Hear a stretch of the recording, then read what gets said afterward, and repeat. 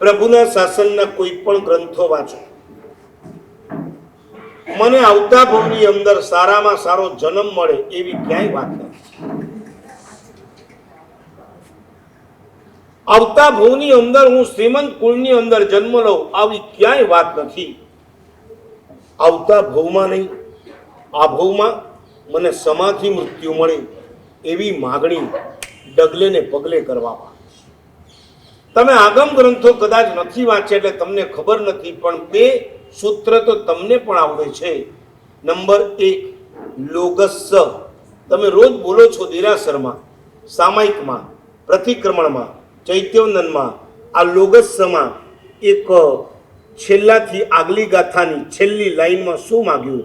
સમાહિ વર મુત્તમમ વિંતુ. લોગસ નથી આવડતું? કિત્તીય વંદીય મહિયા, પછી એના પછી મને સમ્યક દર્શન મળી ગયા પછી પણ ભગવાન મને સમાધિનું મૃત્યુ તો જોઈએ. બોધિ લાભ એટલે સમ્યક દર્શન, સમાધિ એટલે સમાધિ મૃત્યુ. જે લોકો અમારે રોજ વારંવાર બોલવાનું, હાલતા ને ચાલતા, મકાનમાં બહારથી આવે એટલે ઈરિયા એમ કરો, ઈરિયા વયમાં 2 વખત લોગસ આવે કે ના આવે?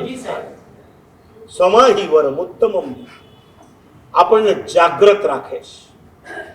મહાપુરુષો સતત આપણને જાગ્રત રાખે છે કે તારે આ દુનિયાની અંદર બીજું કઈ તને મળે કે ના મળે, પણ બેટા સમાધિ તો જોઈશે, જોઈશે ને જોઈશે. અને નંબર 2 બીજું સૂત્ર કયું છે ચૈત્યવંદનમાં, જેને આપણે પ્રાર્થના સૂત્ર કહીએ છીએ, જય વિરાય. એની અંદર બોલો છો દુઃખ ખવો, પછી કમ્મ ખવો, પછી શું બોલો? સમાહિ મરણ. બોહિલાભો લોગસમાં બોધિ પહેલા છે, સમાધિ પછી છે. જય વિરાયમાં સમાધિ પહેલા છે, બોધિ લાભ પછી છે. ક્રમ આગળ પાછળ બહુ મહત્વની વાત નથી.